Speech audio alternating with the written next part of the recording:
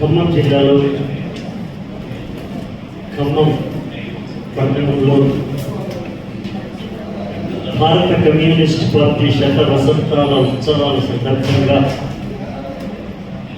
ఏర్పాటు చేసిన ఈ సభకి సభాధ్యక్షుడు కేవీఎల్ తమ్ముడు కేవీఎల్ అరసం తెలంగాణ రాష్ట్ర ఆర్గనైజింగ్ సెక్రటరీ,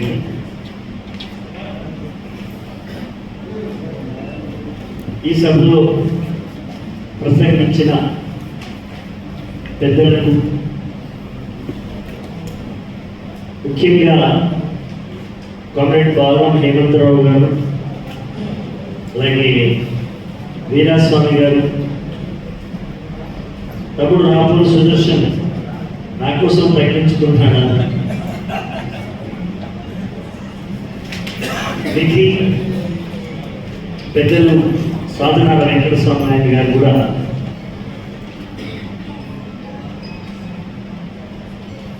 సురేష్ గారు, జిల్లా కార్యదర్శి ఓవా శ్రీనివాసరావు గారు, లెనిన్ శ్రీనివాసరావు గారు, రౌతు రవి, కొంపెల్లి రామయ్య, కామ్రేడ్ జమ్ముల జితేందర్ రెడ్డి గారు, సింగు నరసింహరావు గారు, ఏది వెంకటేశ్వరరావు గారు, అలాగే సోదరిమణి సుగంధ, వేదిక మీద మిస్ అయినా పెద్దలందరికీ నమస్కారం, ఎదురుగా ఉన్న పెద్దలందరికీ నమస్కారం.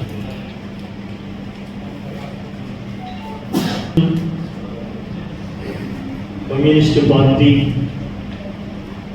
100 సంవత్సరాల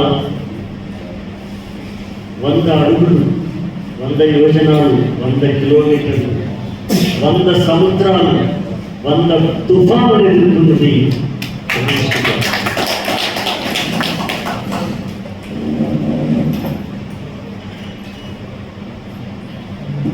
ఒక్క సంఘటన చెప్పి ఏదో కవితల గురించి మాట్లాడుకుంటాం. ప్రాణాలు పోగొట్టుకున్న వాళ్ళు సరే, కానీ ప్రజలు కూడా ఎంత త్యాగం చేస్తున్నారు. ఒక అర్ధరాత్రి ఒక మామూలు ఇల్లు తలుపు చప్పుడే, ఆ ఇంటి అమ్మ పెద్దాడిన తలుపు తీసి ఒక తుపాకీ పట్టుకున్న కామ్రేడ్. నేను చెప్పేది మావోయిస్టుల కాలం గురించి కాదు, ఇటీవల వచ్చిన కాలం కాదు. స్వాతంత్ర్యానికి ముందు కమ్యూనిస్ట్ పార్టీ ఆధ్వర్యంలో జరిగింది. కామ్రేడ్ లోపలికి వచ్చాడు. అమ్మా, నన్ను పోలీసులు వెంటాడుతున్నారు, ఏం చేస్తామో తెలియదు. నేను ఇటువైపు ఈ వారకు వస్తున్నది కూడా వాడు గమనించినాడు. వాళ్ళ ఇంటి ముందు పందిరి వేసి, పెళ్లి పందిరి. ఇప్పుడు అమ్మ ఒక్క క్షణంలో వెయ్యేవంతో ఆలోచించింది. లోపలికి రానా అని తలుపు పెట్టేసి, ఆ రోజు వాళ్ళ కొడుకు కోడలని ఏకం చేసేటువంటి శోభనము రాత్రి. అప్పుడు శోభనం రాత్రి 9-10 గంటల ప్రాంతంలో ఆ గదిలోకి వెళ్ళకూడదు అమ్మైనా సరే, కానీ అమ్మ తలుపు తట్టింది. కొడుకు కోడలు లేచారు, బయటకు వచ్చారు. అమ్మా, ఇతను నైజాం రాజు పరిపాలన విముక్తి కోసం పోరాటం చేస్తున్న ఒక కమ్యూనిస్టు కార్యకర్త. తనను పోలీసులు వెంటాడుతున్నారు, మనం ఇతన్ని రక్షించాలి. నాకు తట్టిన ఉపాయం ఏంటంటే, శోభనపు గదిలో నీతో పాటు వచ్చిన అబ్బాయి పడుకుంటాడు, కొడుకుని నువ్వు వెనక ద్వారం నుండి నువ్వు వెళ్ళిపో, పొలం దగ్గరికి వెళ్ళిపో. ఇదంతా నేను చెప్పినంత ఆలస్యం కాలే, అరక్షణంలో జరిగిపోయింది. వెనక నుండి ఆ కొడుకు వెళ్ళిపోయినాడు. ఇద్దరు మంచం మీద పడుకోబెట్టింది, దుప్పటి కట్టింది. దుప్పటి కాళ్ళ వైపున కొంచెం పైకి జరిగింది, గోడలు చీడలు కొంచెం పైకి జరిగింది. ఆ వచ్చిన కామ్రేడ్ ప్యాంట్తో డోర్తో పైకి జరిగింది, కప్పింది. కింద మాత్రం కాళ్ళ వైపు మాత్రం దుప్పటి తీసేసింది. 5 నిమిషాల్లో పోలీసులు తను పెట్టారు. ఇక్కడికి ఒకడు వచ్చినాడు, కమ్యూనిస్ట్ వాడు వచ్చినాడు. ఉన్నాడా? రాలేదయ్యా, ఇట్లా రాలేదు. మరి ఎవరు వచ్చారు? ఇవాళ ఎవరు రాలేదు. ఇంటి ముందర పందిరి చూశారు కదా, నా కొడుకు పెళ్లి చేశాను. ఇవాళ వాళ్ళతో ఒక్కటి చేసే రాత్రి అని వచ్చిన పోలీసులకు ఓరగా తలుపు తీసి చూపించింది. వాళ్ళు గాఢంగా నిద్రపోతున్నట్టుగా ఉన్నారు. వాళ్ళు చూసి సారీ, క్షమించమ్మా, ముझे మాఫ్ కరో అని పోలీసు వాళ్ళు వెళ్ళిపోయారు. ఏ అర్ధరాత్రితో అంత మామూలు అయిపోయిన తర్వాత అప్పుడు ఆ కామ్రేడ్ వచ్చి అమ్మకు కాళ్ళకు దండం పెట్టి, కమ్యూనిస్టులను మేము త్యాగం చేస్తున్నాం ప్రాణాలు, కానీ ఇవాళ మీ కుటుంబం చేసిన త్యాగం మామూలు కాదమ్మా అని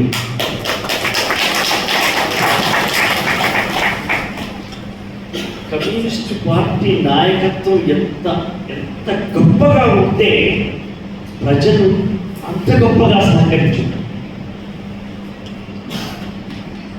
నేను మర్చిపోక విషయం, అనేకమైన త్యాగం. మా అమ్మ చెప్పిన త్యాగం, మా అమ్మ చెప్పిన విషయం, నాన్న మేము చీర కట్టుకు కన్నా ముందు లోపల ఒక నెక్కర్ వేసుకునేవాళ్ళం. నెక్కర్ వేసుకొని చీర కట్టుకునేవాళ్ళం. ఆ నెక్కర్లో కుడి జేబులో కారప్పొడి ఉండేది, ఎడమ వైపున బాగు ఉండేది, చిన్న పిడిబాగు ఉండేది.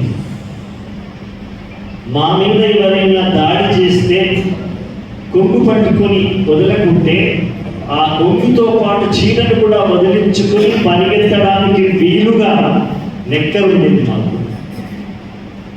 అలాగే దగ్గరికి వస్తే గుప్పడానికి గుప్పడంత కారు జేబులో ఉండేది. వారి గుండెల్లో గుచ్చడానికి ఒక పిడి బాగు ఉంది. అలాది కాకపోతే నా గుండెలో నేను గుచ్చుకునేటువంటి బాగు కూడా దానికి సిద్ధంగా ఉండేది. ఇలా నేను దేనికైనా ఉంది. అది కమ్యూనిస్ట్ చేసింది.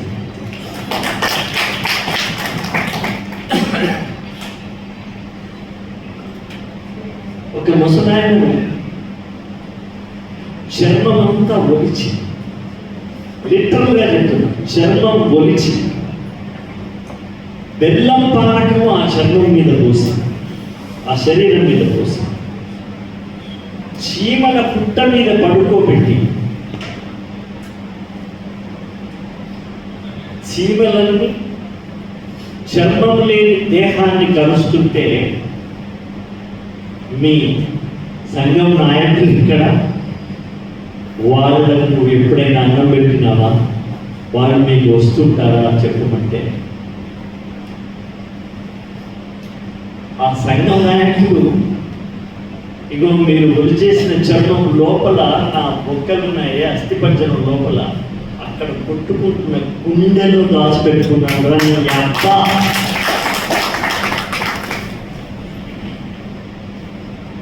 అన్నవాడు కూడా గొప్ప రాజకీయ క్లాస్ చదువుకున్నటువంటి నాయకుడు.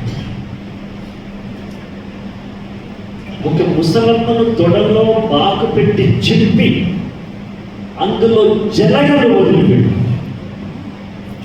ఎక్కడ మీ ధర్మభిక్షం, ఎక్కడ మీ ఆనంద రామచంద్రారెడ్డి, ఎక్కడ అని అడిగినా వాళ్ళు నా మనసులో ఉన్నారా, నా కళ్ళలో ఉన్నారా, కావాలంటే పెరుక్కొని చూడు కళ్ళల్లో అని చెప్పి నువ్వు వంశనం చేస్తాను. మీకు ఏం చేశారు? 100 ఏళ్ళ నుంచి మీకు రాను మీకు డిపాజిట్లే రావడం లేదు, మీకు అసలు ఓట్లే పెట్టడం లేదు. మీరు ఎందుకున్నారు అసలు? మీకు ఇంకా ఈ ఆఫీసులు జెండాలు ఎందుకు, మీకు ఈ ధర్నాలు దరఖాస్తులు ఎందుకు అని వస్తున్న ప్రశ్నలు చూస్తుంటే ఇవన్నీ మనం చెప్పుకోవడం. ఇదిరా మా 100 ఏళ్ల కమ్యూనిస్ట్ పార్టీ చరిత్ర, ఇదిరా మా చరిష్మా, ఇదిరా మా త్యాగం అనే చెప్పుకునే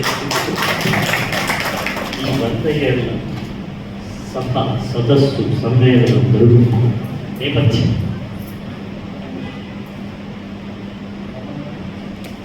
చికాగోలో ఎర్ర జెండా ఎగిరేసినప్పుడు తెలంగాణలో ఓట్లు వేసి ఎమ్మెల్యేలను గెలిపిస్తారని వాడు ఆలోచించాలి.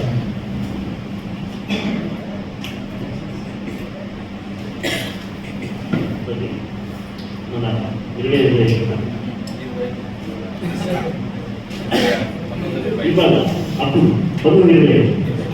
1925లో కూడా కమ్యూనిస్ట్ పార్టీ పుట్టినప్పుడు డిపాజిట్ల కోసమో, ఓట్ల కోసమో, పచ్చ నోట్ల కోసమో జెండా ఎగురవేయలేదు.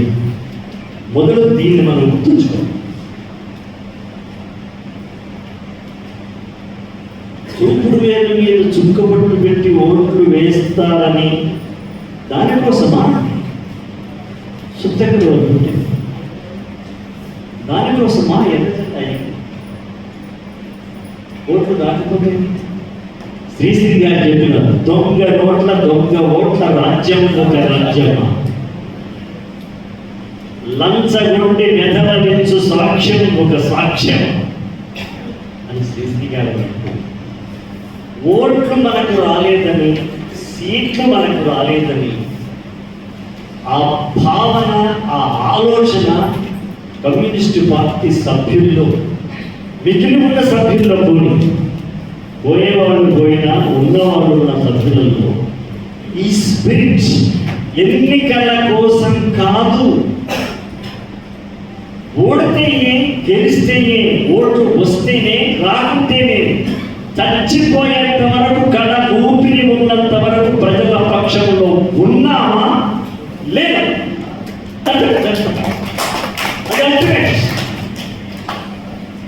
ఇది మన చరిత్ర, ఇది మన చరిత్ర. మనమేమి పిడియంగా తలవంచుకోవాల్సిన అవసరం లేదు, సిగ్గుతో గుర్చుకుపోవాల్సిన అవసరం కూడా లేదు. ఒక ఆశయం కోసం రాజీ లేని పోరాటం వెయ్యేళ్ళంటూ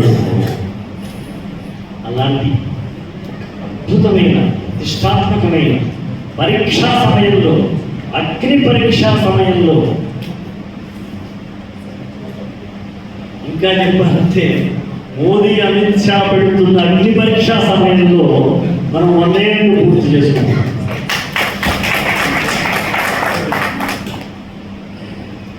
అవును, ఇవాళ నేను అప్పటి నుంచి చూస్తున్నాను. ఇందులో తల నెరిసిన వాళ్ళు ఎంతమంది ఉన్నారు, తల నెరవని వాళ్ళు, మా పల్లాల అజయ్ లాంటి వాళ్ళు ఎంతమంది ఉన్నారు అని చూస్తా ఉన్నాను. నాకు ఆశ్చర్యం వేస్తుంది. తల నెరిసిన వాళ్ళనే తక్కువ ఉన్నాం, మిగతా వాళ్ళందరూ యువకుల్లాగానే కనిపిస్తున్నారు. సరే, అందరూ మీరు యువకులు అనుకుంటే దునియాను, నేను యంగ్ కాదు, ఇదంతా రంగి. డోంట్ అండర్స్టాండ్ మీ. నా వయసు విషయంలో నాకు అండర్స్టాండ్ చేయదు. సత్వ విషయంలో చేస్తే ఊరుకోని కానీ వయసు విషయంలో మాత్రం అట్లేదు. సంతోషంగా ఉంది. మధ్య సంబరాలు మనం జరుపుకుంటున్నాం. సాంబశివరావు గారు నాకు చాలా నెలల ముందే ఈ కవి సమ్మేళనానికి నువ్వు పాల్గొనాలని చెప్పినప్పుడు 100 ఏళ్ల దాని మీద ఒక పాట కూడా రాసి ఇవ్వాలని చెప్పినప్పుడు నాకు ఇవన్నీ గుర్తుకొచ్చినాయి. మా నాన్న సుద్దాలన్నట్టు మా అమ్మ చాలా ఇద్దరు సూటెడ్ సైట్ అని ఇద్దరు కింద ప్రాణాలను అరచేతిలో పట్టుకుని చావులో లేవో మృత్యువు అంచు మీద నడిచినటువంటి వాళ్ళు నా తల్లిదండ్రులు. ఎర్ర జెండా నీడలోనే కడదాకా వాళ్ళు నిలిచేటప్పుడు చెప్పడానికి ఈ 100 ఏళ్ల మా నాన్నకి మా అమ్మకి ఎంత ఇష్టం అంటే ఎర్ర జెండా ఒక్క ఉదాహరణ గుర్తు మీరు ఆశ్చర్యపోతారు. నాకు కూతురు పుట్టింది ఫస్ట్. అప్పుడు మా నాన్న ఉన్నాడు. ఈ ఉయ్యల గడిచిన తర్వాత పైన ఒక రామ చిలుకలు పెడతారు. చిలుకలు పిల్లలు ఏడవకుండా ఉన్నాయి. రామ చిలుకలు దానికి గజ్జలు ఉంటాయి. కేరళ తిరుగుతూ ఉంటుంది. అది తిరిగేదంటే పిల్లలు అలా చూసుకుంటూ అయిపోతారు. మా నాన్న ఒక డబ్బా చుట్టూ ఎర్ర జెండా కట్టి ఆ శుద్ధి కొడవలో కంకి కొడవలో కనబడేటట్టు పెట్టి నా బిడ్డ ఉయ్యలు కలిసింది.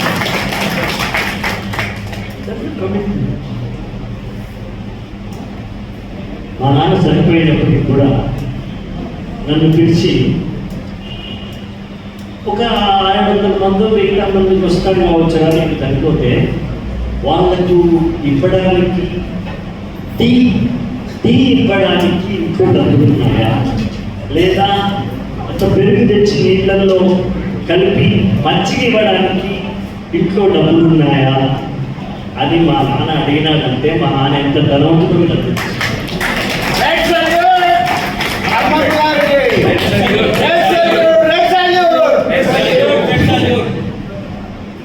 అలాంటి పేదరికంలో కూడా ఆయన దృష్టి అలా ఉంది. అలాంటి వాళ్ళు కరువైపోతున్నారన్నది నిజం. కరువైపోతున్నారన్నది నిజం. అరుదైపోతున్నారన్నది నిజం. కానీ అసలే లేరు అన్నదాన్ని మాత్రం నిజం కాదు. అసలే లేరు అన్నది మాత్రం నిజం కాదు.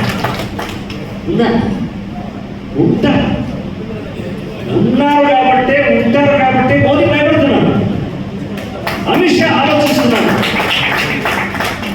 ఏ పేరు పెట్టి వీళ్ళను తొలగించాలనేటువంటి అద్భుతమైనటువంటి పథకాలు వచ్చేస్తున్నారు. ఆర్ఎస్ఎస్ కమ్యూనిస్ట్ అనొచ్చు, అర్బన్ కమ్యూనిస్ట్ అనొచ్చు, లేదా రేపు అరసం కమ్యూనిస్ట్ అనొచ్చు,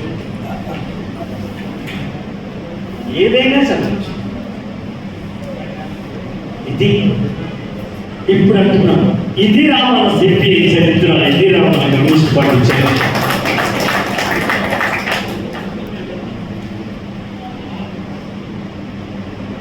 మొన్న ఒక డాక్టర్ దగ్గరికి వెళ్ళాను, ఏజీ.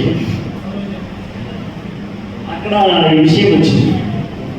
మెడికల్ కాలేజీల్లో శవాలు అంటే డొనేట్ చేయాలి, బాడీ పార్థివ శరీరాన్ని డొనేట్ చేయడానికి ఎక్కువ వస్తలేవు.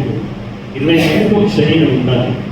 100 మంది కాదు, 500 మంది కూడా ఒకటే శరీరం ఉంటుంది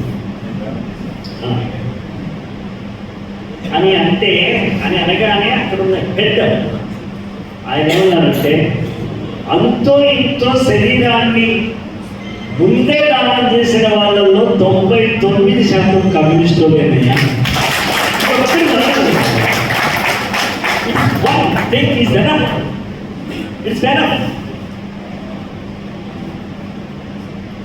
నేను సార్ చెప్తున్నాడు, తన ఆమెని డొనేట్ చేశాను. మీరు ఏమనుకోకపోతే నేను డొనేట్ చేశాను సార్. 5 ఏళ్ల కింద 6 ఏళ్ల కింద నేను డొనేట్ చేశాను. మొన్న చనిపోయిన సుబ్రహ్మణ్యం గారికి గాంధీ హాస్పిటల్ తీసుకెళ్ళి, నాకు కూడా గాంధీ హాస్పిటల్.